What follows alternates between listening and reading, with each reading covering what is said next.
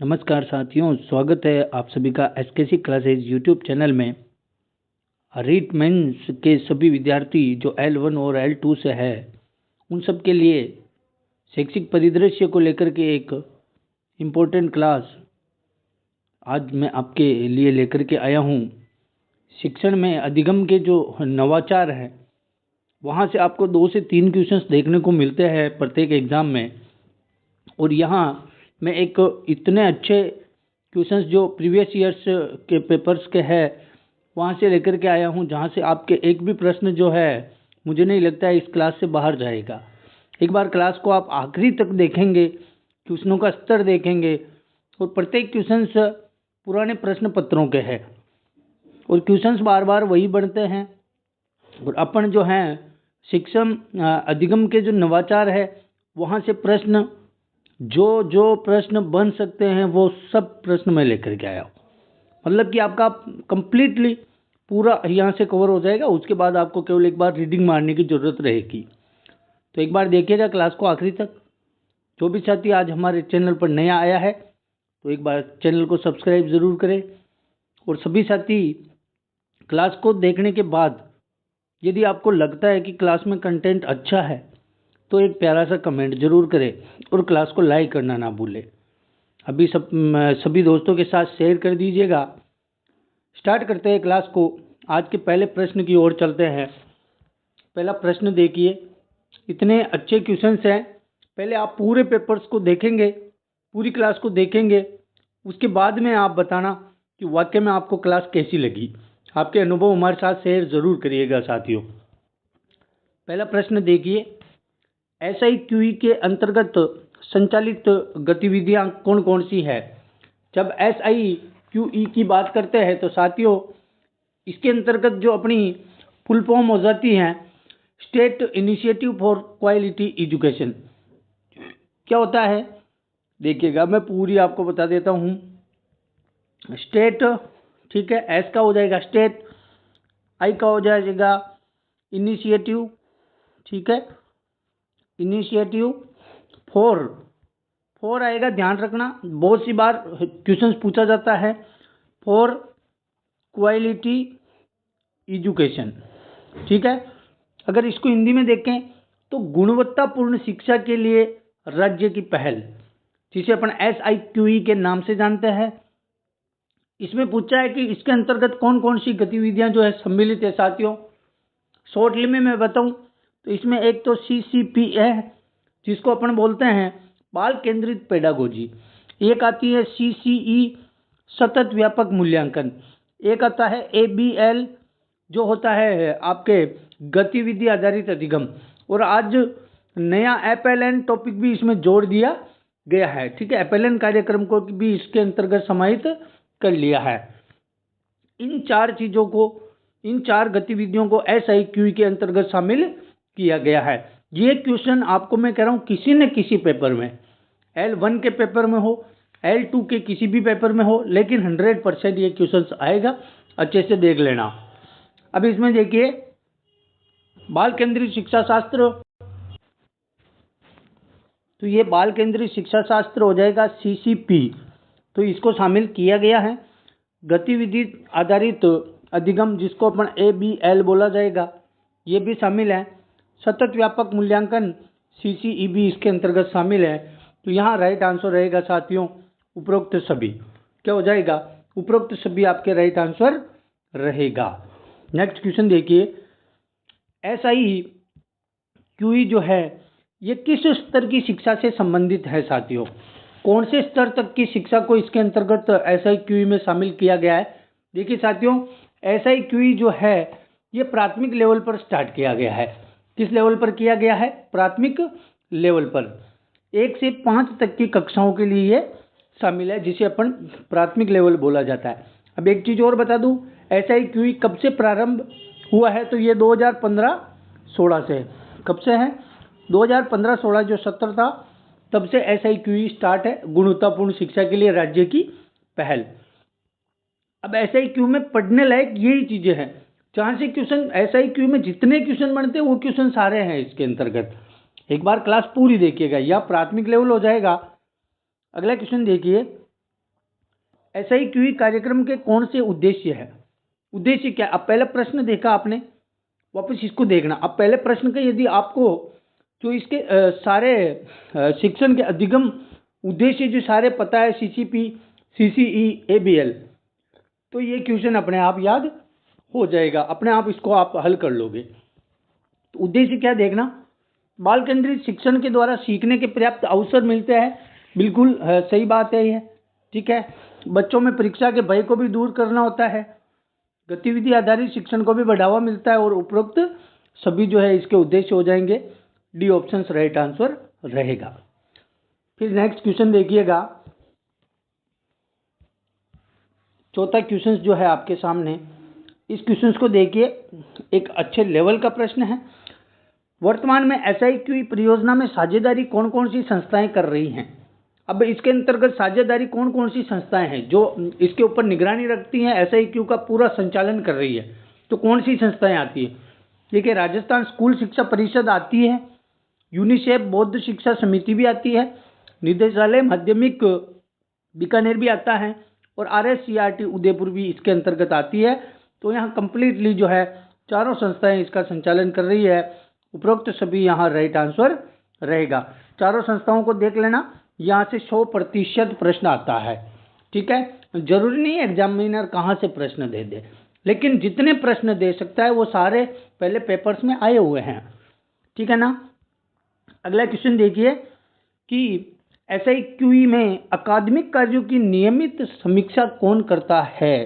SIQE में अकादमिक कार्यों की नियमित समीक्षा कौन करता है? तो ये RSCRT उदयपुर करती है। चारों संस्थाओं को आपको पढ़ना है, चारों संस्थाओं का अलग अलग काम है, कार्य अलग अलग है। संचालन कौन कर रही है, अकादमिक कार्यों पर निगरानी कौन कर रही है, ठीक है।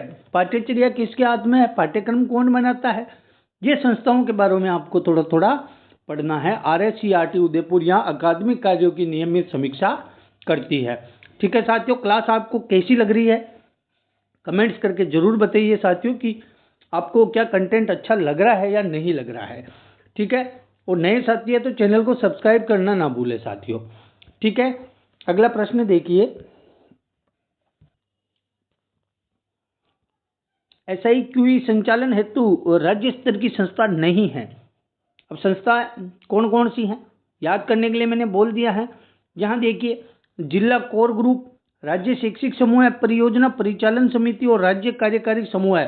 देखिए, SIQE में जिला की कोर ग्रुप कोई नहीं बनाया गया है, यहाँ ये गलत हो जाएगा कि ये संस्था नहीं है, बाकी ये तीनों शामिल है, ठीक है ना। ये सातवें क्वेश्चन का आंसर हो जाएगा ए ऑप्शन। अगला क्वेश्चन है, SIQE के क्रियान्वयन हेतु समन्वय की भूमिका कौन निभाता है? क्रियान्वयन में समन्वय की भूमिका कौन निभाता है? तो ये माध्यमिक शिक्षा बीकानेर निभाता है, ठीक है। माध्यमिक शिक्षा निदेशालय बीकानेर जो इसका समन्वय की भूमिका निभाता है, मुख्य संचालन करता है, ठीक है। सी ऑप्शन यहाँ राइट रहेगा। SIQE का संचालन वर्ष कौन सा है? अभी बता ही दिया मैंने, 2015-16 पहले प्रश्न में बताया था। 2015-16 सत्र से जो है SIQE का संचालन वर्ष, स्टार्टिंग वर्ष वही है, ठीक है। अगला क्वेश्चन देखिए, SIQE का संचालन सर्वप्रथम 2015 में किस कक्षा में किया गया था? तो सर्वप्रथम क्या अभी तक भी उन्हीं कक्षा में हो रहा है, कक्षा 1 से 5। क्या हो रहा है साथियों? कक्षा 1 से 5 तक यह SIQE का संचालन चल रहा है, 2015 से कंटिन्यू। सत्र पूछे 2015-16 आएगा, ठीक है, ध्यान रखना। ये बिल्कुल SIQE में इंपॉर्टेंट क्वेश्चंस जो थे वो सारे क्वेश्चंस मैंने करवाए हैं। अब यहाँ से क्वेश्चंस बाहर नहीं, SIQE को अच्छे से पढ़ लेना, यहाँ से क्वेश्चन 100% आएगा, ठीक है ना। अगला क्वेश्चन देखिए, SIQE में शिक्षक के क्या दायित्व हैं? अब शिक्षक का दायित्व क्या है? बाल केंद्रीय शिक्षा शास्त्र बता दिया पहले क्वेश्चन। देखिए, क्वेश्चन कैसे पुटअप हो सकता है, दिमाग लगाइए। ये चौथा क्वेश्चन है जिसमें आंसर सेम आ रहा है, ठीक है ना, लेकिन क्वेश्चन पूछने का तरीका देखिए आप लोग। तो शिक्षक के दायित्व पूछा है, बाल केंद्रीय शिक्षा शास्त्र के अनुसार शिक्षण कराना सही है, प्रत्येक बच्चे के अधिगम स्तर को जांचना ये भी सही है, आधार रेखा मूल्यांकन के अनुसार पाठ योजना तैयार करना ये भी सही है। यहाँ उत्तर हो जाएगा आपके उपरोक्त सभी, यानी सभी जो है यहाँ राइट आंसर माने जाएंगे, ठीक है। अब SIQE के संबंध में सही ग्रेड नहीं है, कौन सी ग्रेड जो है इसके अंतर्गत सही नहीं है। देखिए साथियों, मैं बता देता हूँ। ग्रेड ए होती है जिसमें अग्रिम स्तर की समझ होती है, ग्रेड बी होती है मध्यम स्तर होता है, ग्रेड सी में आरंभिक स्तर होता है। ठीक है, 3C की बात इसमें, 3 ग्रेड की बात इसके अंतर्गत हुई है। देखिएगा, ग्रेड बी मध्यम स्तर की समझ बताया मैंने अभी, सही है। ग्रेड ए अग्रिम स्तर की समझ, ग्रेड सी आरंभिक स्तर की समझ, ग्रेड ए आरंभिक स्तर की समझ, ये गलत हो जाएगा। कौन सा गलत हो जाएगा? डी ऑप्शन यहाँ गलत माना जाएगा। ठीक है, अगला प्रश्न देखिए, शिक्षा वाणी कार्यक्रम के अंतर्गत हवा महल कार्यक्रम का प्रसारण कब किया गया? अब देखिए, यहाँ से आपके 2-3 क्वेश्चंस मैं दिखा देता हूँ। सबसे पहले जो है साथियों, स्माइल कार्यक्रम आया था। क्या आया था? स्माइल कार्यक्रम आया था। और स्माइल कार्यक्रम कब जारी हुआ था? देखिएगा, 13 अप्रैल 2020। याद रखिएगा, ये स्माइल कार्यक्रम है। इसके बाद में आपके आया था हवा महल। ठीक है, मैं हवा लिख रहा हूँ, ध्यान रख लेना। हवा महल आया था 2 मई 2020। ठीक है, अब मई हो गया ना, मई के बाद में आपके 2 मई के बाद में 11 मई को आएगा आपके शिक्षा वाणी। क्या आएगा? शिक्षा वाणी। ठीक है ना साथियों, ये 4 चीज़ें कंफ्यूज नहीं होना है। ये आपके 11 मई को आएगा। कब आएगा? 11 मई 2020। इसके बाद में आएगा शिक्षा दर्शन। क्या आएगा साथियों? शिक्षा दर्शन, ये आपके जून में आएगा। और कब होएगा? 1 जून। क्या हो जाएगा? 1 जून 2020। ये 4 कार्यक्रम आपको ध्यान में रखना है। ठीक है, स्क्रीनशॉट ले लीजिएगा, यहाँ से क्वेश्चन बनता है। तो क्वेश्चन था, शिक्षा वाणी कार्यक्रम के अंतर्गत हवा महल कार्यक्रम का जो प्रसारण किया है वो क्या है, उसका मुख्य उद्देश्य क्या है, वो कब किया गया था? तो प्रत्येक शनिवार को हवा महल कार्यक्रम का संचालन किया जाता है। ठीक है, अगला प्रश्न देखिए, निम्न में से कोरोना काल के दौरान प्रारंभ किया गया कार्यक्रम नहीं है।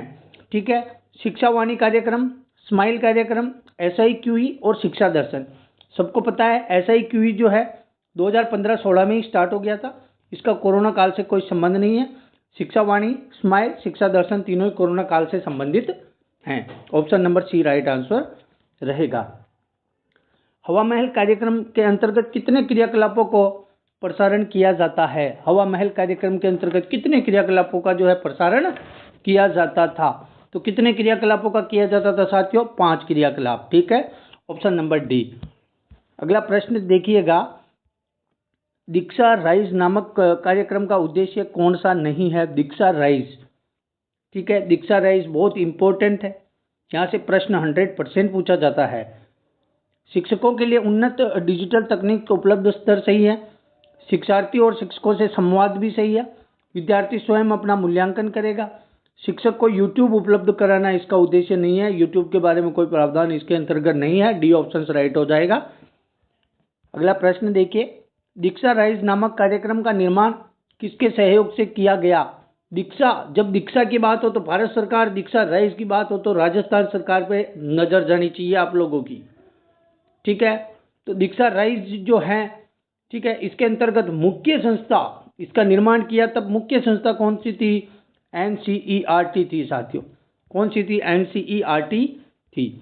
अगला देखिए, स्माइल 3 कार्यक्रम किस कार्यक्रम के अंतर्गत संचालित किया गया? स्माइल 3 के अंतर्गत थीम क्या थी? ये क्वेश्चंस पूछा है। तो आओ घर में सीखे 2.0 जो कार्यक्रम था, इसके अंतर्गत आपके स्माइल 3 आया था। आओ घर में सीखे 2.0, और स्माइल 2 में आया था आओ घर में सीखे 1.0। ठीक है ना। अगला प्रश्न देखिएगा, सुमेलित कीजिए स्माइल 3.0, शिक्षा दर्शन, शिक्षा वाणी, उपरोक्त सभी। तो इस क्वेश्चन में पूछा है कौन कौन से यहाँ सुमेलित हैं। ठीक है, कौन से सुमेलित युग्म हैं? देखिए, शिक्षा वाणी मैंने बताया अभी 11 मई, सही है ना। शिक्षा दर्शन भी आपको आता है कि 1 जून 2020, सही है।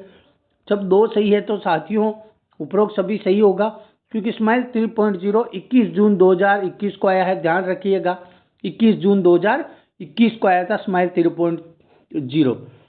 तो यहाँ 1, 2, 3 सभी सही है, उपरोक्त सभी राइट आंसर हो जाएगा। अगला क्वेश्चन है, मिशन समर्थ कार्यक्रम का संबंध बहुत ही इम्पोर्टेंट है। मिशन समर्थ कार्यक्रम, तो मिशन समर्थ कार्यक्रम जो है साथियों, ये CWSN बच्चों के लिए। CWSN क्या होता है? विशेष आवश्यकता वाले बालक। कौन होते हैं? विशेष आवश्यकता वाले बालक, जिनके लिए विशेष सामग्री उपलब्ध कराना मिशन समर्थ कार्यक्रम का संबंध था। CWSN याद रखना आप, ठीक है। विशेष आवश्यकता वाले बालकों के लिए मिशन समर्थ कार्यक्रम का संबंध है। अगला प्रश्न देखिएगा, स्माइल कार्यक्रम के चरणों के संबंध में गलत युग्म जो है कौन सा है? ठीक है, गलत युग्म पहचानना है। स्माइल प्रथम 13 अप्रैल 2020, स्माइल द्वितीय 2 नवंबर 2020 सही है। स्माइल तृतीय 21 अप्रैल 2021। क्या कहा? 21 अप्रैल 2021 नहीं है साथियों, 21 जून है। क्या है? 21 जून 2021 है, ठीक है। तो सी वाला गलत हो जाएगा, ऑप्शन नंबर 3। अगला प्रश्न देखिएगा, ई कक्षा में तैयार वीडियो अपलोड किए गए हैं। ई कक्षा में जो वीडियो अपलोड किए हैं वो किस ऐप के ऊपर अपलोड किए गए हैं? मिशन ज्ञान ऐप पर। किस पर किए साथियों? मिशन ज्ञान ऐप पर किए गए हैं। अगला प्रश्न देखिए, विशेष आवश्यकता वाले बालकों के लिए कौन सा कार्यक्रम संचालित किया गया है? अभी मैंने बता दिया, विशेष आवश्यकता CWSN के लिए मिशन समर्थ हो जाएगा। जल्दी जल्दी देखेंगे अपन। इसकी PDF मैं आपको टेलीग्राम पे दे दूंगा, वहाँ से आप इसका रिवीजन कर सकते हैं साथियों, ठीक है। टेलीग्राम चैनल पे पहले वाली सारी PDF वहाँ उपलब्ध करवा दी है, ये भी उपलब्ध करवा दी जाएगी, ठीक है ना। या मिशन समर्थ हो जाएगा CWSN के लिए। दीक्षा का पूरा नाम क्या है? दीक्षा का पूरा नाम क्या है साथियों? ध्यान रखिएगा, दीक्षा का जो पूरा नाम है साथियों वो digital infrastructure for knowledge sharing. ध्यान रखना, फॉर नॉलेज आता है, इसमें टू नॉलेज नहीं आएगा, इन नहीं आएगा, ये गलत ही है। इन सेकेंडरी नाम आ गया। डिजिटल इंफ्रास्ट्रक्चर नॉलेज शेयरिंग, इसके अंतर्गत फॉर नहीं आया है, तो ये फॉर आएगा। ध्यान रखना, ए ऑप्शन सही है। क्या हो जाएगा? ए ऑप्शन सही हो जाएगा। अगला क्वेश्चन देखिए, दीक्षा कार्यक्रम की पहल किसके द्वारा की गई है? दीक्षा कार्यक्रम किसने बनाया था? भारत सरकार की बात हो रही है, तो NCERT मैंने पहले एक प्रश्न में बता दिया कि NCERT की पहल है, और वो शिक्षा मंत्रालय, ठीक है, मानव संसाधन विकास मंत्रालय जिसका नाम था, उसके साथ मिलकर के इसने बनाया था। NCERT और MHRD ने मिलकर के दीक्षा कार्यक्रम की पहल की गई थी। NCERT प्लस MHRD इसका राइट आंसर रहेगा साथियों, ठीक है। आगे क्वेश्चन देखिएगा, और अच्छे क्वेश्चन है। दीक्षा के संबंध में सही कथन कौन सा है? इसकी शुरुआत 5 सितंबर 2017 को हुई थी, ये बिल्कुल सही है। यह शिक्षकों विद्यार्थियों को ऑनलाइन शिक्षण सामग्री उपलब्ध कराता है, इस पर शिक्षकों को प्रशिक्षण मिलता है। तो चारों बातें यहाँ, सारी बातें सही है, उपरोक्त सभी हो जाएगा। दीक्षा राइज को अच्छे से पढ़ना, SIQE को अच्छे से पढ़ना, क्वेश्चन यहाँ से पुटअप ही होंगे। दीक्षा राइज जो है उसका आदर्श वाक्य क्या है साथियों? दीक्षा का आदर्श वाक्य, हमारे शिक्षक हमारे भविष्य, या हमारे शिक्षक हमारे नायक, या हमारे शिक्षक हमारे नेता, हमारे शिक्षक हमारा राष्ट्र। इसमें राइट आंसर होगा साथियों, हमारे शिक्षक हमारे नायक। क्या हो जाएगा? हमारे शिक्षक जो है वो हमारे नायक है। ऑप्शन नंबर सी जो इसका आदर्श वाक्य हो जाएगा। आगे देखिए साथियों, FLN का पूर्ण रूप क्या है? FLN का अभी SIQ में मैंने जिक्र किया था, इसका पूर्ण रूप क्या होता है? Foundational literacy and numeracy. Foundational literacy and numeracy, ये फंडामेंटल है साथियों, फंडामेंटल नहीं होगा। Literacy and numeracy, foundational literacy, literature नहीं होगा। यहाँ केवल राइट आंसर रहेगा फाउंडेशनल लिटरेसी एंड न्यूमरेसी, ठीक है। संख्यात्मक गुणात्मक चीज़ें आती हैं, बी ऑप्शन सही रहेगा। दीक्षा राइज पोर्टल से संबंधित अगला क्वेश्चन देखिए, विकसित किया गया। दीक्षा राइज पोर्टल किसके द्वारा विकसित किया गया है? राजस्थान के संबंध में राजस्थान शिक्षा विभाग और NCTE ने मिलकर के किया गया था साथियों। तो राइट आंसर ए ऑप्शन यहाँ पर हो जाएगा। तो ये थे साथियों आज के आपके बहुत ही इम्पोर्टेंट प्रश्न थे। यहाँ से क्वेश्चंस 2-3 चीज़ें और बता देता हूँ। SIQE बिल्कुल अच्छे से देख लेना, प्रश्न 100% आएगा, ठीक है। और इसके बाद मैंने CWSN बच्चों के लिए मिशन समर्थ बता दिया था, एक स्माइल कार्यक्रम बता दिया था, ठीक है। इसके अंतर्गत शिक्षा दर्शन, शिक्षा वाणी, हवा महल, इन सब के बारे में देखना। एक है साथियों दीक्षा राइज को अच्छे से पढ़ लेना, ठीक है। क्वेश्चंस यहीं से पुटअप होने वाले हैं और मुख्यतः इन 3 बिंदुओं से क्वेश्चंस आपके पूछा जाएगा, ठीक है ना। तो बाकी कचरा नहीं पढ़ना है, ये चीज़ ध्यान रख लेना। एक ही बात कहूँगा, जो इम्पोर्टेंस है उन्हीं को पढ़े, समय बहुत कम है और कंपटीशन कम पोस्टें हैं। सभी स्टूडेंट्स का यही है कि नहीं होगा, कुछ तैयारी कर लीजिएगा, आपका 100% हो जाएगा, ठीक है ना साथियों। तो जो 2-3 टॉपिक बताए वो सबसे इम्पोर्टेंट रहेंगे। क्लास कैसी लगी एक बार कमेंट्स करके ज़रूर बताइए कि क्लास जो है आपको कैसी लगी साथियों। क्या क्वेश्चन आपके लिए हेल्पफुल रहेंगे, नहीं रहेंगे? और यदि क्लास अच्छी लगी है तो चैनल को सब्सक्राइब करना ना भूलें साथियों, और लाइक ज़रूर कीजिएगा, अपने सभी साथियों के साथ शेयर कीजिएगा। आगे भी आपके लिए अच्छी से अच्छी क्लासेज लेकर के आऊँगा और एक क्लास में एक टॉपिक क्लियर करवाने की अपनी जिम्मेदारी है। उठा ली है जिम्मेदारी तो जिम्मेदारी निभाएंगे और प्रत्येक आपके शैक्षिक परिदृश्य और साइकोलॉजी और ICT के लिए एक इम्पोर्टेंट एक ही क्लास में सारे क्वेश्चंस करवा दूंगा मैं। बाकी आपके शिक्षण विधियों को लेकर के बहुत सारे कमेंट्स आए हैं L1 L2 दोनों के लिए, तो उनकी शिक्षण विधियों से संबंधित जो मुख्य बिंदु होते हैं जहाँ से L1 और 2 दोनों में क्वेश्चंस पुटअप होते हैं, वो चीज़ भी मैं आपको करवा दूंगा एक क्लास के माध्यम, ठीक है साथियों। तो आज की क्लास में सिर्फ इतना ही रहेगा, मिलते हैं अगली क्लास में। तब तक के लिए आप सभी साथियों का बहुत बहुत धन्यवाद। ये PDF आप टेलीग्राम से ले सकते हैं, टेलीग्राम चैनल का लिंक मैंने डिस्क्रिप्शन में दे रखा है, ठीक है साथियों। मिलते हैं नेक्स्ट क्लास में, धन्यवाद।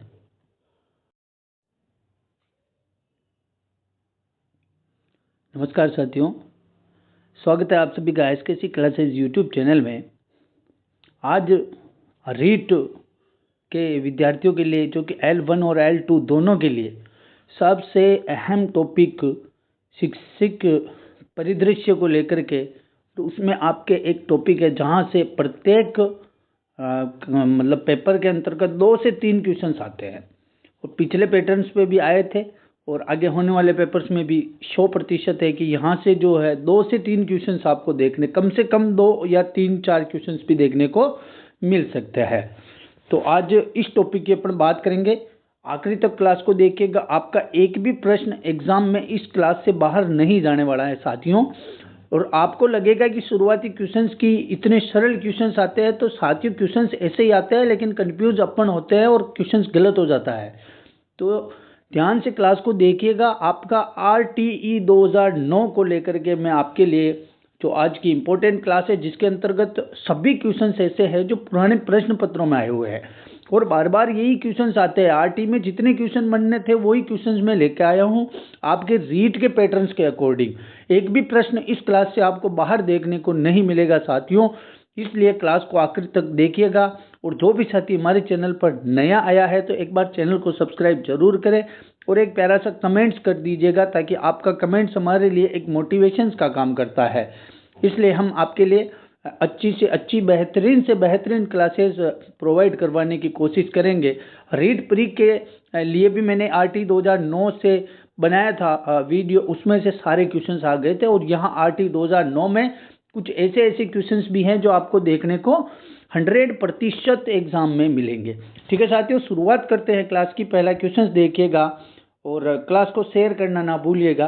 पहला क्वेश्चन देखिए, RT एक्ट 2009 की कौन सी धारा यह दर्शाती है कि प्रत्येक माता पिता और संरक्षक का यह कर्तव्य होगा कि वह आसपास के विद्यालय में प्रारंभिक शिक्षा के लिए अपनी संतान या प्रतिपाल्य को प्रवेश दिलाए। देखिए साथियों, RT एक्ट की 2009 की जो आपके धारा 10 है, उसमें लिखा है कि प्रत्येक माता पिता या फिर संरक्षक का यह कर्तव्य है कि वह अपने बच्चों का, अपनी संतान का विद्यालय में प्रारंभिक शिक्षा के लिए ज़रूर जो है अपना एडमिशन्स करवाए। वो उनका कर्तव्य है, अधिकार है और कर्तव्य का पालन करना होता है, ठीक है। तो माता पिता का कर्तव्य धारा 10 के अंतर्गत आता है आरटी 2009 के अंतर्गत धारा 10। अब क्वेश्चंस तो काफ़ी बड़ा है, आप सोचते होंगे क्वेश्चंस इजी है, इजी नहीं है साथियों, इसमें बहुत कन्फ्यूजन होता है। यहाँ माता पिता और संरक्षक के कर्तव्य की बात करी है, धारा 10 की बात हो रही है, तो आंसर नंबर सी धारा 10 हो जाएगा। अगला क्वेश्चन देखिए, आरटी की कौन सी धारा जो है दुर्बल वर्ग बच्चों हेतु 25% सीटों के आरक्षण का प्रावधान करती है। देखिए साथियों, 25% सीटें सबसे पहले समझिएगा, ये 25% सीटें जो है ये निजी विद्यालय के लिए है। किसके लिए? निजी विद्यालय में जो सीटें होती हैं उसमें 25% सीटें जो है दुर्बल वर्ग बच्चों के लिए आरक्षित होना अनिवार्य है। ठीक है, तो इसका प्रावधान जो है साथियों कौन सी धारा करती है? तो इसका प्रावधान करती है धारा 12। धारा 12 में लिखा गया है प्रत्येक निजी विद्यालय के अंतर्गत दुर्बल वर्ग के बच्चों के लिए जो है 25% सीटें आरक्षित रखी जाएगी। ठीक है, और फिर उसके बाद में आगे की 3 से 4 धाराएं जो है इससे संबंधित है कि वहाँ से प्रवेश लेंगे, प्रवेश शुल्क नहीं होगा, वहाँ पर प्रवेश परीक्षा नहीं होगी, कैपिटेशन शुल्क नहीं देना होगा, यदि कैपिटेशन शुल्क लिया है तो उसके 10 गुना दंड दिया जाएगा। इन चीज़ों के कॉन्सेप्ट को क्लियर कीजिए, क्वेश्चन यहीं से आने वाला है आपके। ठीक है, तो ये क्वेश्चन पिछली बार भी पूछा गया होता और आगे भी पूछा जाएगा 100%।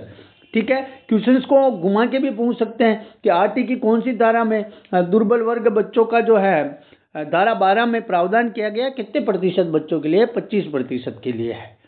आगे देखिए, राज्य में आरटी 2009 की किस धारा की अनुपालना में कक्षा 8 के लिए प्रारंभिक शिक्षा पूर्णता प्रमाण पत्र परीक्षा आयोजित कराई जा रही है? अब कौन सी धारा में लिखा हुआ है कि जो है आपके 8वीं कक्षा की बोर्ड की परीक्षा प्रारंभ जो जारी की है, जो कि बोर्ड की परीक्षा होगी, ये कौन सी धारा में इसका प्रावधान है? तो धारा 30। ठीक है, पहले क्या था साथियों, बच्चों को फेल नहीं किया जाता था, लेकिन आज बच्चों को फेल कर सकते हैं, और धारा 30 में 8वीं कक्षा के लिए जो है प्रारंभिक शिक्षा के अंतर्गत 8वीं कक्षा के लिए पूर्णतः प्रमाण पत्र परीक्षा आयोजित कराई जाती है।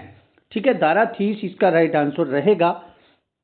अगला क्वेश्चन देखिए, निःशुल्क और अनिवार्य बाल शिक्षा का अधिकार अधिनियम 2009 की कौन सी धारा राज्य सरकार को नियम बनाने की शक्ति देती है? किस धारा के अंतर्गत जो है राज्य सरकार अपनी नियम बना सकते हैं? जैसे अपनी राजस्थान सरकार ने बना रखा है कि निःशुल्क अनिवार्य बाल शिक्षा का अधिकार अधिनियम 2011। ठीक है, तो उसमें नियम बना रखे हैं राजस्थान ने, वो 2011 के नाम से बना रखे हैं। ठीक है, तो ये कौन सी धारा के अंतर्गत इसका प्रावधान है? धारा 38, धारा 38 के अंतर्गत राज्य सरकार अपने खुद के नियम बना सकती है। ठीक है, और शिक्षा जो है साथियों ये समवर्ती सूची का विषय है। ठीक है, जिस पे समवर्ती सूची के अंतर्गत केंद्र सरकार भी नियम बना सकती है, राज्य सरकार भी नियम बना सकती है।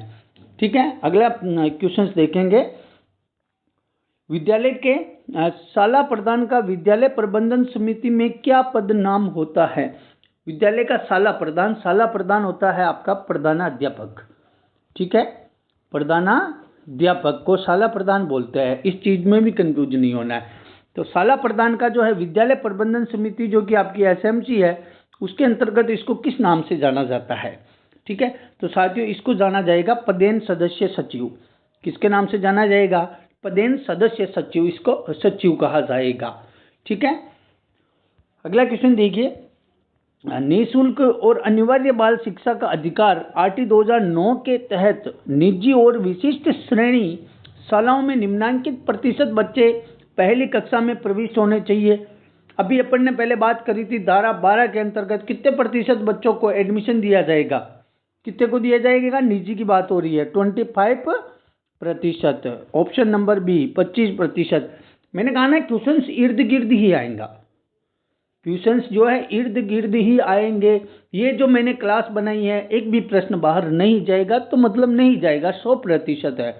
एक बार क्लास को देख लीजिएगा, आरटी 2009 पता बता रहे ना बड़े बड़े यूट्यूबर, धारा 1, धारा 2, धारा 3, 39 तक याद करो, फिर 2000 आरटी 2011 वाली की धारा 1 से धारा 29 तक याद करो। कुछ नहीं करना है भाई, क्वेश्चन यहीं से आएगा, कहीं से नहीं आएगा। आप सबको पता है एग्जामिनर इतना पागल नहीं है कि इतनी धाराएं हैं और स्पष्टली वो ऐसी धारा से पूछ लेगा, नहीं पूछेगा, भाग 4 से पूछेगा, धारा 12 से 28 तक पूछेगा। बाकी धारा का नाम पूछ ही नहीं सकता है किसी में भी, ठीक है ना, ध्यान रखिएगा आप लोग, केवल पढ़ते जाइए जो बता रहे हैं, ऐसा कुछ नहीं है, सब बेवकूफ़ बनाते हैं, ठीक है। बालकों का निःशुल्क और अनिवार्य शिक्षा का अधिकार अधिनियम 2009 के तहत 6ठी कक्षा से 8वीं कक्षा के लिए एक शैक्षणिक वर्ष में न्यूनतम शिक्षण घंटे कितने होंगे? किस कक्षा की बात हो रही है?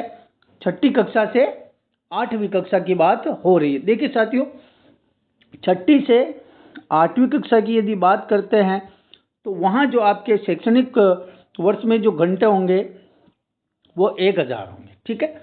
कॉन्सेप्ट यहाँ क्लियर कर लेना आप। कक्षा 1 से 5 की बात करें तो शिक्षण घंटे होंगे 800, ठीक है, शैक्षणिक वर्ष में। और कक्षा 6 से 8 की बात करें तो शिक्षण घंटे होंगे 1000, ठीक है। यही कार्य दिवस की बात करें तो कक्षा 1 से 5 के लिए जो कार्य दिवस होगा वो हो जाएगा आपके 200 और 6 से 8 के लिए हो जाएगा 220। बस ये यहाँ से ये क्लियर है आपके, और यहाँ से क्वेश्चंस बनता है हर एग्जाम के अंतर्गत। यहाँ 1000 हो जाएगा, ऑप्शन नंबर बी राइट है। अगला क्वेश्चन देखिए, बालकों को निःशुल्क और अनिवार्य शिक्षा का अधिकार अधिनियम 2009 के तहत शिक्षक के लिए एक सप्ताह में न्यूनतम कार्य घंटे शिक्षण तैयारी के घंटों को भी शामिल किया गया है, कितने होने चाहिए? सीधी सी बात क्वेश्चन पूछ रहा है, एक शिक्षक एक सप्ताह में कितने घंटे तक विद्यालय के अंतर्गत पढ़ाएगा और उस जिसके अंदर उसके जो है तैयारी करके पढ़ाएगा। देखिए बिना तैयारी कोई नहीं पढ़ा पाता है, तो वो कितने घंटों का जो है उसका प्रावधान किया गया है। यहाँ 45 घंटे हो जाएगा साथियों, 45 आवर्स, ठीक है। कितने आवर्स हो जाएंगे? 45 आवर्स हो जाएंगे, 45 घंटे, ठीक है। इसके ऑप्शंस नहीं लिए थे। अगला क्वेश्चन देखिएगा, बालकों का निःशुल्क अनिवार्य शिक्षा का अधिकार अधिनियम 2009 के तहत कौन सा कथन सही नहीं है? पढ़ना अच्छे से। एक बच्चे को विस्तारित समय में भी प्रवेश दिया जाएगा, बिल्कुल सही बात है साथियों। कोई सा भी समय हो, वर्ष पर्यंत कभी भी वो एडमिशन ले सकता है। एक बच्चे को निःशुल्क अनिवार्य शिक्षा का अधिकार बिल्कुल है, और एक बच्चे को अधिकार है कि वह किसी अन्य स्कूल में स्थानांतरण करा सकता है, सही है। आयु के प्रमाण की कमी पर एक बच्चे को विद्यालय में प्रवेश देने से मना किया जाएगा, नहीं कर सकते हैं। मैंने बताया ना, किसी भी प्रमाण पत्र की कमी पर विद्यालय में प्रवेश के लिए मना नहीं कर सकते हो आप, ठीक है। तो यहाँ डी ऑप्शन गलत हो जाएगा, ठीक है साथियों। बढ़ते हैं आगे, क्वेश्चन देखिएगा, बालकों का निःशुल्क और अनिवार्य शिक्षा का अधिकार अधिनियम 2009 संशोधन 2019 के तहत प्रत्येक शैक्षणिक वर्ष की समाप्ति पर किन कक्षाओं की नियमित परीक्षा ली जाएगी? कॉमन साइंस का क्वेश्चन है, आप सबको पता है। पहले 8वीं तक फेल करना, मतलब 8वीं 2009 में लिखा था फेल नहीं कर सकते हो, लेकिन संशोधन 2019 में आया है और उस समय बोर्ड परीक्षा पर प्रतिबंध था, और 2019 संशोधन के अंतर्गत कहा गया है कि आप 5वीं क्लास और 8वीं क्लास में बोर्ड परीक्षाएं अनिवार्य रहेगी। कौन कौन सी कक्षा है? 5वीं और 8वीं। ऑप्शन नंबर 1 राइट हो जाएगा। 5वीं क्लास और 8वीं क्लास के अंतर्गत बोर्ड की परीक्षाएं अनिवार्य हो चुकी है, और ये कब हुई है? संशोधन जो 2019 में किया गया। शानदार क्वेश्चन आगे जो दिया है, बालकों का निःशुल्क अनिवार्य शिक्षा का अधिकार अधिनियम 2009 में ऐसे बालक जो अनुसूचित जाति, अनुसूचित जनजाति, विकलांग, सामाजिक व शैक्षिक पिछड़ा वर्ग, ऐसे ही अन्य समूह से संबंधित हैं, उसको किस भाषा से परिभाषित किया गया है? धारा 2 परिभाषाएं, उसके अंतर्गत समस्त चीजें लिख रखी है। ये सभी जो बालक है साथियों असुविधाग्रस्त समूह में आएंगे, वंचित समूह में आएंगे। असुविधाग्रस्त, डी ऑप्शन सही रहेगा। अगला क्वेश्चन देखिएगा, बालकों का निःशुल्क और अनिवार्य शिक्षा का अधिकार अधिनियम 2009 संशोधन 2019 के अनुसार एक बच्चे को प्राथमिक शिक्षा पूर्ण होने तक किसी भी कक्षा में पीछे ले जाने का निर्णय कौन कर सकता है साथियों? ये बात आप याद रखेंगे, ये इम्पोर्टेंट है आपके एग्जाम की दृष्टि से। किसी भी कक्षा में किसी भी छात्र को कक्षा में पीछे की ओर ले जाने का जो निर्णय है साथियों, वो समुचित सरकार का होता है। किसका होता है? समुचित सरकार का होता है, ठीक है। उसके अलावा उसको कोई भी पीछे नहीं ले जा सकता है। यहाँ जो डिसीजन होगा वो समुचित सरकार का होगा। बढ़ते हैं नेक्स्ट क्वेश्चंस पे, और बीच में आप क्लास को लाइक ज़रूर कर दीजिएगा सभी स्टूडेंट। और ये सारी पीडीएफ मैं टेलीग्राम चैनल में वैसे उपलब्ध करवा देता हूँ, क्लास खत्म होने के तुरंत बाद अपलोड कर देता हूँ, वहाँ से आप पढ़ सकते हैं, डाउनलोड कर सकते हैं। टेलीग्राम चैनल की लिंक हमारे डिस्क्रिप्शन में दे रखी है, ठीक है ना। अगला क्वेश्चन है, निःशुल्क प्रवेश हेतु असुविधाग्रस्त समूह में शामिल नहीं है, कौन सा नहीं है? अनुसूचित जाति जनजाति के बालक, अनाथ बालक, युद्ध वीरांगना के बालक, कैंसर से प्रभावित माता पिता के बालक, या फिर सभी शामिल हैं? तो यहाँ जो साथियों सभी शामिल हो जाएगा, ठीक है। डी ऑप्शन यहाँ राइट आंसर रहेगा। अगले क्वेश्चन की ओर बढ़ते हैं। शिक्षा का अधिकार कानून 2009 के अनुसार यदि कोई विद्यालय कैपिटेशन शुल्क लेता है, कैपिटेशन शुल्क मैंने अभी बात करी थी, प्रवेश शुल्क को ही कैपिटेशन शुल्क बोला जाता है, तब उसके लिए क्या दंड दिए जाने का प्रावधान है? अब साथियों ऐसा क्वेश्चन क्यों पूछ रहा है भाई? ये क्वेश्चन ऐसे ही क्यों पूछा? इस क्वेश्चन को धारा भी पूछ सकता था ना, क्योंकि धारा 13 में इसका है। किसमें है?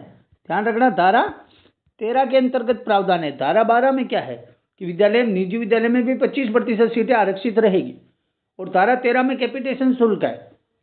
किसके बारे में? कैपिटेशन शुल्क है। कैपिटेशन शुल्क यदि किसी विद्यालय ने लिया है तो उसके जो दंड का प्रावधान है वो है कैपिटेशन शुल्क के 10 गुना तक का अर्थदंड। ऑप्शन 1, लिए गए प्रति व्यक्ति शुल्क के 10 गुना तक अर्थदंड, ये प्राथमिक दंड है साथियों। इसके बावजूद भी वो लेता है तो फिर अलग प्रकार से उसका दंड निर्धारित किया गया है।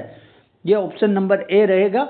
प्रति व्यक्ति जो शुल्क लिया है उस शुल्क का 10 गुना तक उसको अर्थदंड देना पड़ेगा। वो किसको देगा? राज्य सरकार को देगा, ठीक है। फिर 16वां क्वेश्चन देखिए, आरटी 2009 के लिए असत्य कथन कौन सा है? राज्यसभा में 20 जुलाई 2009 को पारित किया गया था, बिल्कुल सही है। लोकसभा में 4 अगस्त 2009 को पारित हुआ, यह भी सही है। राष्ट्रपति द्वारा 26 अगस्त 2009 को हस्ताक्षरित हुआ है। प्रधानमंत्री, साथियों पहले तो यही गलत हो गया, प्रधानमंत्री इसको पारित करता ही नहीं है। 27 अगस्त 2009 गलत हो जाएगा, डी ऑप्शन। प्रधानमंत्री के बारे में ये गलत है, ठीक है। अगला क्वेश्चन देखिएगा, ऐसे ही क्वेश्चन पूछे जाते हैं, कुछ ज़्यादा हार्डली नहीं होंगे। आप ज़्यादा गहराई में जाओगे तो डूब जाओगे, ध्यान रख लेना। आरटी 2009 की धारा 9 के अनुसार सही नहीं है। धारा 9 क्या कहती है? ये क्वेश्चन यही पूछ रहा है, ठीक है साथियों। धारा 9 के बारे में सही नहीं है पूछ रहा है। स्थानीय प्राधिकार के दायित्व है धारा 9 में। शैक्षणिक कैलेंडर तैयार करना धारा 9 में है। 14 वर्ष के बालकों का रिकॉर्ड रखना भी धारा 9 में है, लेकिन 5 वर्ष में शिक्षक नियुक्त करना ये धारा 9 की बात नहीं है। ये गलत हो जाएगा, ठीक है ना। डी ऑप्शन गलत रहेगा। आगे क्वेश्चन देखिए, आरटी 2009 में असत्य कथन है। धारा 15 की बात हो रही है। सबसे पहले देखिएगा, बालक को शैक्षिक सत्र में प्रवेश करना, सही है। धारा 14, बालक के प्रवेश के लिए आयु का सबूत होना, ये धारा 14 में बात बिल्कुल कही गई है। धारा 12, सरकारी विद्यालयों में न्यूनतम 25%। समझिएगा कॉन्सेप्ट, बोला था मैंने, धारा 12 पढ़ाई थी अभी तीसरे क्वेश्चन में। क्या बोला था मैंने बोला था कि 25% जो प्रवेश होता है, 25% सीटें होती है, वो सिर्फ और सिर्फ आपके निजी विद्यालय में होती है। सरकारी विद्यालय की बात नहीं हुई थी उसमें, केवल निजी विद्यालय में ही 25% आरक्षित होती है। सरकारी में तो 100% से आरक्षित ही है, जो आएगा वो एडमिशन लेगा, किसी को मना ही नहीं करेंगे, ठीक है। तो यहाँ धारा 12 के संबंध में ये कथन जो है गलत है साथियों। ये सरकारी नहीं होगा, यहाँ निजी विद्यालय होगा, ठीक है, निजी विद्यालय होगा, ठीक है ना। तो धारा 12 वाला कथन गलत है। धारा 12 में निजी विद्यालय में न्यूनतम 25% सीटें होती है, ये पीछे लिख रखा है, ये सही है। लेकिन यहाँ जो गलत होगा ऑप्शन नंबर सी होगा, ठीक है ना। अगला क्वेश्चन देखिए, आरटी 2009 में 2019 में क्या संशोधन किया गया है? 2019 में क्या संशोधन हुआ है? देखिए, कक्षा 5 व 8 की नियमित परीक्षा होगी, सही है। 5-8 में पुनः परीक्षा में असफल होने पर उसी कक्षा में रोका जाएगा, सही बात है। कक्षा 5 और 8 की मुख्य परीक्षा में असफल होने पर 2 माह के बाद पुनः परीक्षा भी होगी, ये भी सही है। यहाँ जो है उक्त सभी कथन जो है साथियों सही है। 2019 में जो संशोधन हुआ था उसके अंतर्गत ये सभी कथन सही है। अगला क्वेश्चन देखिएगा, आरटी की धारा 25 के अनुसार छात्र शिक्षक अनुपात बनाने के लिए आरटी 2009 के संशोधन 2012 के अनुसार कितने वर्ष समय प्रदान किया गया है? बहुत ही अच्छा क्वेश्चन है। कितने वर्ष के समय में जो है छात्र शिक्षक अनुपात बिल्कुल सही होना चाहिए। यहाँ समय है साथियों 3 वर्ष। पहले ये 6 महीने था, संशोधन 2012 के अंतर्गत इसको 3 वर्ष कर दिया गया है। ठीक है साथियों, 3 वर्ष यहाँ सही रहेगा। ये क्वेश्चन आपके एग्जाम में छपने वाला है, ध्यान से पढ़ लीजिएगा इसको। अगला क्वेश्चन देखिए, आरटी 2009 की धारा 28 क्या है? धारा 28 की बात हो रही है शिक्षकों की रिक्तियां भरना, गैर शैक्षणिक कार्यों में लगाने पर प्रतिषेध है, प्राइवेट ट्यूशन का प्रतिषेध है, या पाठ्यक्रम तथा मूल्यांकन। किसकी बात हो रही है? धारा किसकी? धारा 28 की। धारा 28 में क्या कहा गया? तो धारा 28 में साथियों सरकारी टीचर जो है प्राइवेट ट्यूशन नहीं पढ़ा सकता है। ठीक है, प्राइवेट ट्यूशन नहीं पढ़ाएगा, धारा 28 कहती है। ठीक है, धारा 28 कहती है कि विद्यालय में जो है सरकारी स्कूल है, सरकारी टीचर है, वो बाहर प्राइवेट ट्यूशन नहीं पढ़ाएगा, इस पर पूरा प्रतिषेध है। ठीक है, अगला क्वेश्चन देखिए, आरटी 2009 में कक्षा 6 से 8 के लिए कम से कम कितने शिक्षकों का प्रावधान है? देखिए, शिक्षक छात्र अनुपात की बात करें तो कक्षा 6 से 8 तक अनुपात क्या है? 1 अध्यापक 35 छात्र। ठीक है, और 1 से 5 तक की बात करें तो 1 अध्यापक 30 छात्र। 1 अनुपात 33 तो 6 से 8 तक, 1 अनुपात 30 1 से 5 तक। ठीक है, यहाँ क्वेश्चन कुछ अलग तरीके से पूछा है।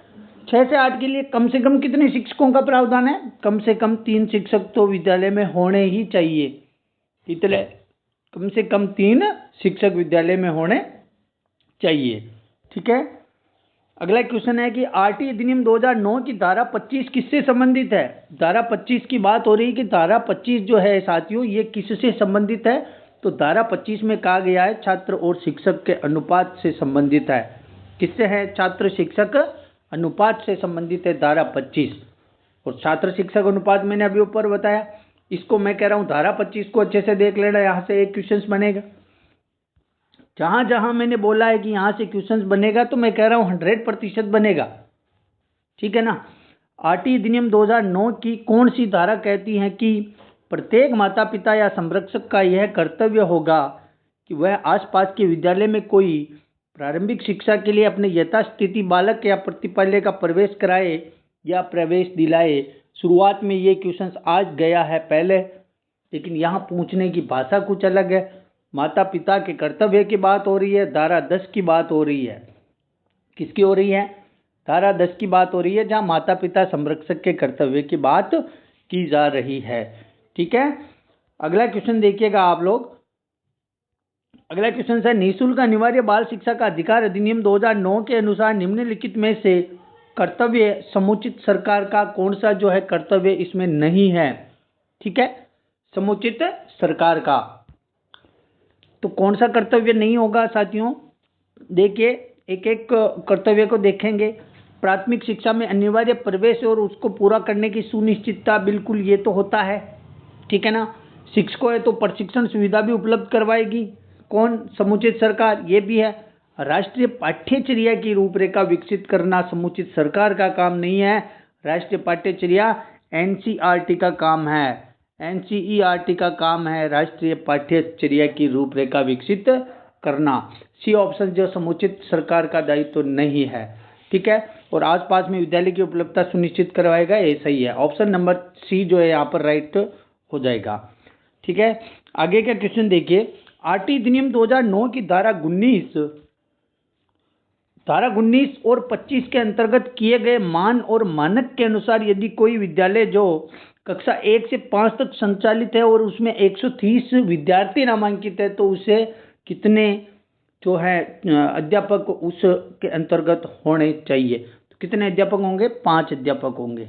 ठीक है, 130 के अंतर्गत 5 हो जाएंगे। ठीक है ना।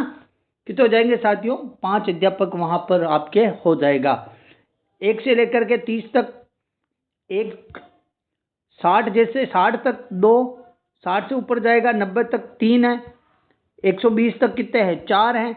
जैसे ही 120 से ऊपर जाएगा तो 5 टीचर हो जाएंगे। कितने हो जाएंगे साथियों, 5 टीचर हो जाएंगे। इसके अंतर्गत ऑप्शन नहीं आ पाए हैं, PDF कटी हुई है, तो यहाँ जो है 5 टीचर जो है राइट आंसर रहेगा। ठीक है साथियों, तो ये थे आपके बहुत ही अच्छे क्वेश्चंस थे सारे के सारे। ठीक है ना साथियों, तो आप लोग RT 2009 मैं आपको कुछ टॉपिक्स बता रहा हूँ। एक तो RT 2009 अच्छे से पढ़ लेना, 2 से 3 क्वेश्चन एग्जाम में आ जाएंगे। ठीक है, एक आपके जो है NEP 2020, NEP 2020 को भी अच्छे से पढ़ोगे। ठीक है, थोड़ा बहुत RT 2011 के बारे में थोड़ा पढ़ लेना, जो कि नियमावली राजस्थान की है। ठीक है, उसके अंतर्गत थोड़ा बहुत देख लेना। शैक्षिक परिदृश्य में ज़्यादा कुछ देखने की जरूरत नहीं है, क्वेश्चन यहीं से बनने वाले हैं। ठीक है, और NCF 2005 के बारे में भी थोड़ा बहुत पढ़ लेना, यहाँ से भी क्वेश्चन जो है बनते हैं। एक जो आपके समितियाँ हैं, ठीक है, जितनी भी समितियाँ हैं, समितियों को अच्छे से देख लेना। ठीक है, ये क्वेश्चन आपके यहीं से पुटअप हो जाएगा। NEP 2020 पे मैं बना दूंगा। ठीक है, तो यहाँ आपके RT 2009 पूरा हो चुका है, एक भी प्रश्न बाहर नहीं जाएगा। इन क्वेश्चनों को देखने के बाद एक बार आप वापस किस किस धारा से संबंधित क्वेश्चन आया उन धाराओं को देख लो। आप ज़्यादा कुछ देखने की जरूरत नहीं है, ज़्यादा अंदर चले जाओगे तो डूब जाओगे। मैं कह रहा हूँ ज़्यादा गहराई से नहीं पढ़ना है, क्वेश्चन ऊपर से आएगा, पुराने प्रश्न पत्र उठा के देख सकते हो आप लोग। ठीक है, और क्लास कैसी लगी एक बार कमेंट्स करके ज़रूर बताएंगे कि क्या वाकई में क्लास सही है कि नहीं है, आपके लिए जो है सही साबित हुई कि नहीं हुई है। और आगे क्लास NEP 2020 की लेकर के आए, NCP 2005 लेके आए, ये कौन से टॉपिक पर लेके आनी है एक बार कमेंट्स करके ज़रूर बताएंगे आप लोग। और जितने भी साथी हमारे चैनल पर नए आए हैं तो एक बार चैनल को सब्सक्राइब जरूर करें साथियों। और ये PDF आपको टेलीग्राम चैनल पर उपलब्ध हो जाएगी, और टेलीग्राम चैनल के लिए जो लिंक है वो हमारे डिस्क्रिप्शन के अंतर्गत दे रखी है, कमेंट्स बॉक्स में भी पिन कर दिया गया है, वहाँ से आप कर सकते हैं। ठीक है साथियों, मिलते हैं नेक्स्ट सेशन में, तब तक के लिए आप सभी साथियों का बहुत बहुत धन्यवाद। हेलो, नमस्कार साथियों, स्वागत है आप सभी का SKC क्लासेज यूट्यूब चैनल में। आज शैक्षिक परिदृश्य को लेकर के जो पुराने प्रश्न पत्र में जो प्रश्न आए हैं उनको देखेंगे कि किस प्रकार से जो है इनका पैटर्न रहता है। बात करेंगे भी 2023 के सभी प्रश्न पत्रों की, जिसमें आपके RT 2009, NEP 2020 और योजनाओं से प्रश्न किस प्रकार से आया है, कहने का मतलब शैक्षिक परिदृश्य के पूरे पार्ट को देखेंगे। और ये बहुत बड़ा रोल जो आपके रीट मेंस के अंतर्गत निभाने वाले हैं।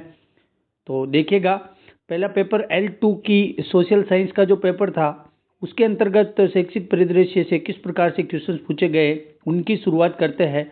एक एक करके सभी क्वेश्चनों को लेकर आया हूँ। शुरुआत करते पहले क्वेश्चन से। एक बार अपने सभी साथियों के साथ क्लास को शेयर कर दीजिएगा। जो भी साथी हमारे SKC क्लासेस के चैनल पर नया है तो एक बार चैनल को सब्सक्राइब जरूर करें साथियों, और सभी दोस्तों के साथ शेयर करें। शुरुआत करते हैं, पहला क्वेश्चन देखिएगा। पहला क्वेश्चन है, भारतीय संविधान में शिक्षा किस सूची का विषय है। नॉर्मल क्वेश्चन है, और ऐसे क्वेश्चन को कभी गलत करना नहीं है कि भारत के संविधान के अंतर्गत शिक्षा को जो है किस सूची के अंतर्गत जो है रखा गया है। तो यहाँ से आपका राइट आंसर निकलेगा साथियों, समवर्ती सूची। शिक्षा को जो है समवर्ती सूची के अंतर्गत रखा गया है, जिसके अंतर्गत भारत सरकार और राज्य सरकार दोनों अलग अलग नियम बना सकती हैं, दोनों को अधिकार होता है। ठीक है, ये समवर्ती सूची का विषय होगा। नेक्स्ट क्वेश्चन क्या है, पढ़ना लिखना अभियान के लिए न्यूनतम आयु सीमा वर्ष है।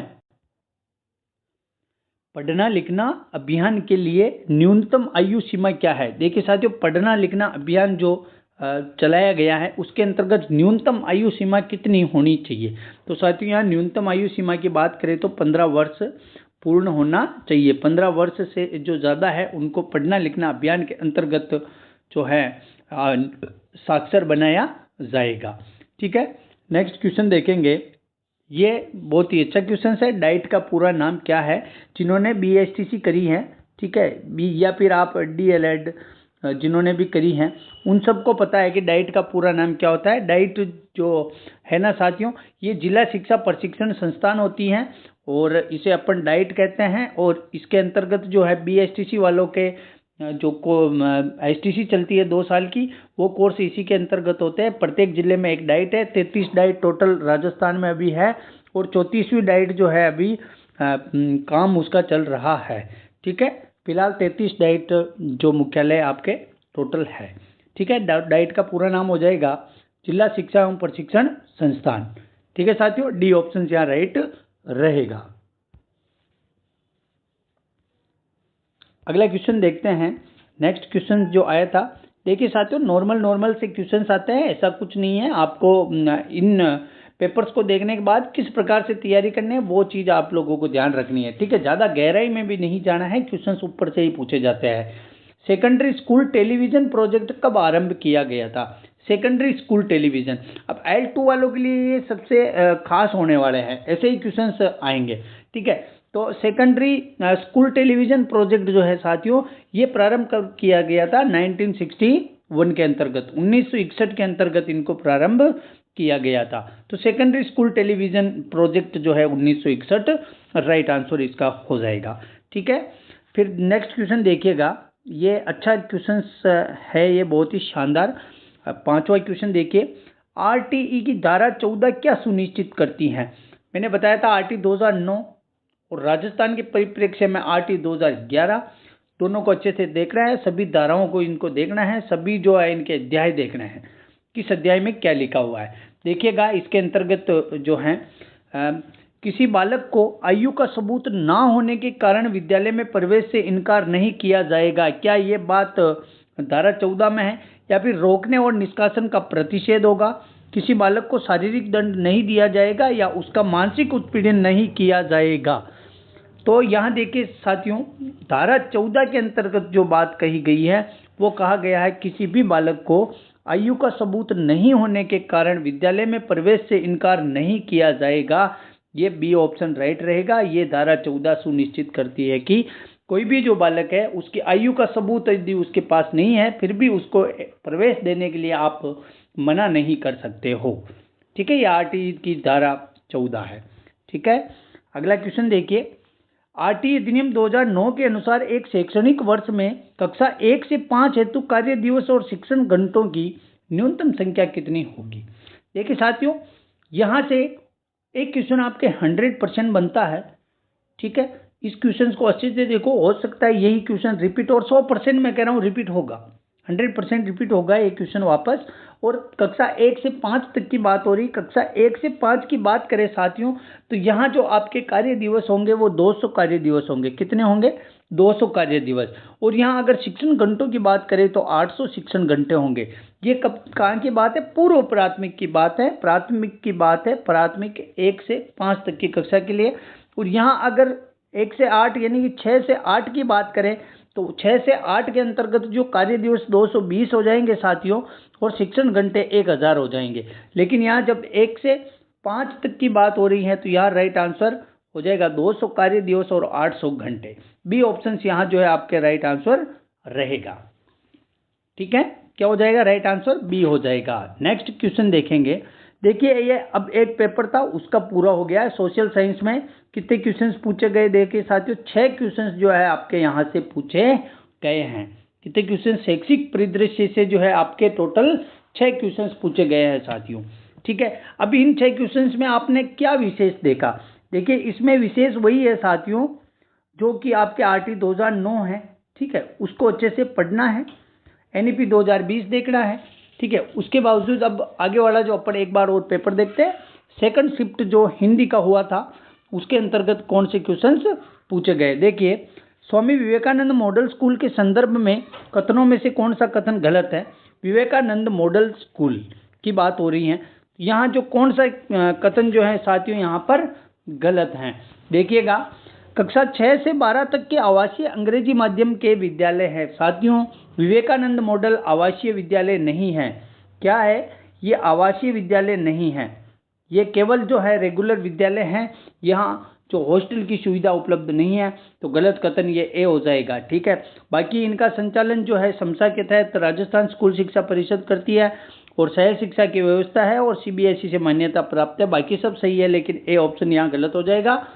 नेक्स्ट क्वेश्चन देखते हैं, नई शिक्षा नीति 2020 में स्कूल शिक्षा में 10+2 पैटर्न के स्थान पर कौन से पैटर्न को अपनाया गया है? 10+2 था साथियों, उसके स्थान पर जो अभी नया पैटर्न अपनाया गया है उस पैटर्न को कहेंगे अपन 5+3+3+4। ठीक है साथियों, तो ये 5 3 3 4 53 34 आप याद रखेंगे। 5+3+3+4 ये पैटर्न जो है आपके 10+2 पैटर्न के स्थान पर इसको जो है रखा गया है एनईपी 2020 के अंतर्गत। ठीक है, अगला क्वेश्चन देखिए, अगर अनुसूचित जाति वर्ग के लिए आरक्षित सीटों को समुचित मात्रा में आवेदन प्राप्त यदि नहीं होता है तो उन्हें किस वर्ग से भरा जाएगा? बहुत ही शानदार क्वेश्चन है। देखिए साथियों, यदि अनुसूचित जाति की बात हो रही है और इसके ज़्यादा फार्म नहीं आते हैं, सीटें यदि रिक्त रहती हैं तो उन रिक्त सीटों को किससे भरा? देखिए साथियों, अनुसूचित जाति से नीचे जो जाति आती है, ठीक है, अब इनसे नीचे बैकवर्ड में कौन सी आएगी? तो अनुसूचित जनजाति आएगी। अब अनुसूचित जाति के अंतर्गत ओबीसी वाले को ले नहीं सकते हैं, ईडब्ल्यूएस वालों को ले नहीं सकते, जनरल वालों को नहीं ले सकते, हमेशा नीचे की ओर बढ़ा जाएगा। तो यह अनुसूचित जनजाति से जो है उनकी सीटों को भर दिया जाएगा। ठीक है, अगला क्वेश्चन देखिए, केंद्रीय माध्यमिक शिक्षा बोर्ड की स्थापना कब की गई? तो 1952 इसका राइट आंसर हो जाएगा, 1952 केंद्रीय माध्यमिक शिक्षा बोर्ड। इसी प्रकार आरबीएसई की कब हुई? ये सब चीजें आपको याद रखनी है। प्रारंभिक शिक्षा से तात्पर्य क्या है? अब प्रारंभिक शिक्षा की बात करते हैं तो यहाँ प्रारंभिक शिक्षा से तात्पर्य है कक्षा 1 से 8 तक। क्या हो जाएगा? कक्षा 1 से 8 तक। ठीक है, केवल प्राथमिक की बात करते हैं, केवल प्राथमिक की बात करते तो 1 से 5 हो जाता। ठीक है, लेकिन यहाँ बात हो रही है प्रारंभिक शिक्षा के अंतर्गत कक्षा 1 से जो है 8 तक माना जाएगा।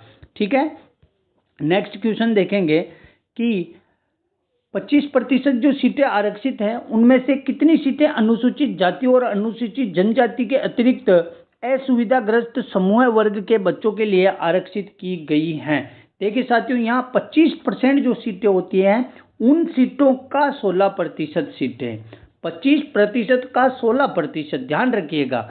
जैसे माना कि 100 सीटें हैं तो अपने पास आ गई 25 सीटें।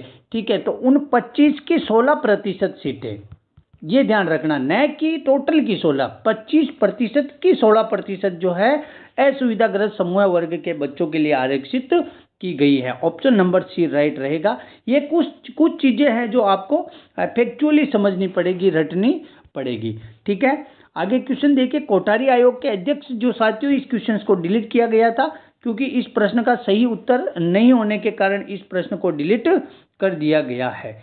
ठीक है, और यहाँ जो है ना कोठारी आयोग के अध्यक्ष की बात करें तो दौलत सिंह कोठारी होगा। क्या होगा? दौलत सिंह कोठारी। तो वो क्या ऑप्शन में कहीं पर भी नहीं है, तो क्वेश्चंस को डिलीट कर दिया गया। अब देखिएगा वापस शिफ्ट आपके साइंस मैथ वाली आ गई है। इसका पहला क्वेश्चन देखेंगे कि शिक्षा का अधिकार अधिनियम के अनुसार एक विशेष कक्षा के अंदर बच्चों का नामांकन किसके आधार पर प्रस्तावित किया गया है?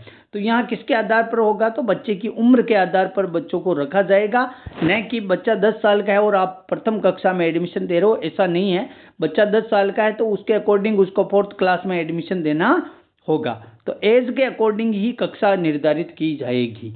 ये बात जो है आपके एनईपी 2020 में, आरटी 2009 में भी कहा गया है।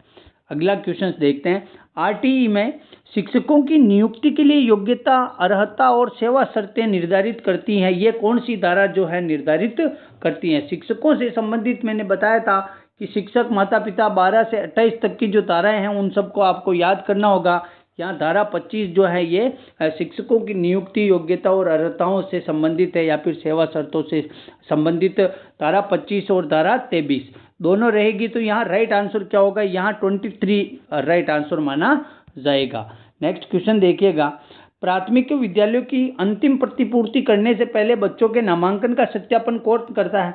तो नामांकन का जो सत्यापन है साथियों वो खंड प्रारंभिक शिक्षा अधिकारी कौन करता है?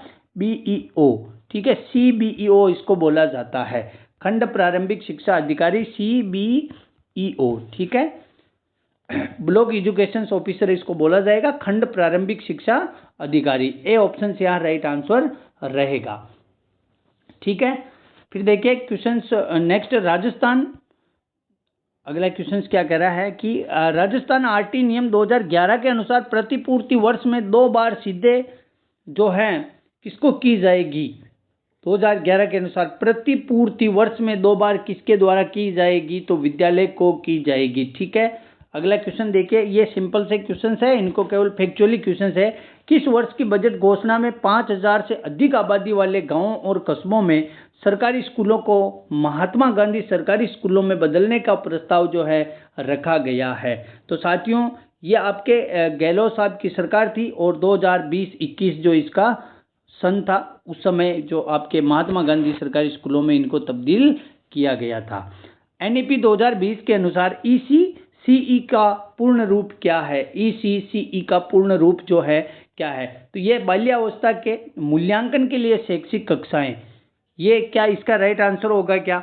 नहीं, इसका राइट आंसर रहेगा प्रारंभिक बाल्यावस्था देखभाल और शिक्षा। ये एक कोर्स होता है ईसीसीई, ये एक कोर्स होता है अर्ली चाइल्डहुड केयर एजुकेशन, जो कि प्रारंभिक बाल्यावस्था देखभाल और शिक्षा इसका पूर्ण रूप कहा जाएगा। ठीक है, कंफ्यूज बिल्कुल नहीं होना है। राष्ट्रीय प्रौढ़ शिक्षा संस्थान NIAE की स्थापना जो है कब हुई थी साथियों? ये हुई थी आपके 1991 के अंतर्गत NIAE की स्थापना हुई थी। ठीक है, तो ये क्वेश्चंस जो थे साथियों पूछे गए थे पुराने प्रश्न पत्रों में, जहां अपन ने सोशल साइंस देखा, ठीक है, इसके बाद में अपन ने हिंदी का पेपर देखा और इसके बाद में अपन ने साइंस और मैथ का पेपर देखा। ठीक है, तो तीनों से आप लोगों को लगभग आपके समक्ष 20 प्रश्न करवाए गए हैं और उनमें कॉमन चीज क्या निकल के आई वहीं से आपको पढ़ना है, उन्हीं चीजों को देखना है। क्वेश्चंस यहीं से बार बार उठाए जाते हैं और पुराने प्रश्न पत्र को जरूर रिपीट करके जाना, वहां से 2-3 क्वेश्चंस आपके जो है हूबहू देखने को जरूर मिलेंगे। ठीक है साथियों, तो ये था शैक्षिक परिदृश्य का आज का सेशन था और क्लास अच्छी लगी है तो एक बार सभी दोस्तों के साथ शेयर जरूर कीजिएगा और एक प्यारा सा कमेंट्स कीजिएगा, ताकि आप सभी के लिए हमारे मोटिवेशंस के रूप में ये काम करेगा और अच्छी से अच्छी क्लास लेकर के आएंगे। और जो भी साथी हमारे चैनल पर नया है तो एक बार चैनल को सब्सक्राइब जरूर करें और ये PDF आपको टेलीग्राम चैनल पर मिल जाएगी। ठीक है, टेलीग्राम पर मिल जाएगी। टेलीग्राम चैनल SKC क्लासेज के नाम से है और उसका लिंक जो है डिस्क्रिप्शन में दे रखा है, वहाँ से आप जाकर के ज्वाइन कीजिए या फिर कमेंट बॉक्स में ऊपर पिनेड है तो वहाँ पर भी जाकर के आप ज्वाइन कर सकते हैं। ठीक है साथियों, मिलते हैं नेक्स्ट सेशन में, तब तक के लिए आप सभी साथियों का बहुत बहुत धन्यवाद।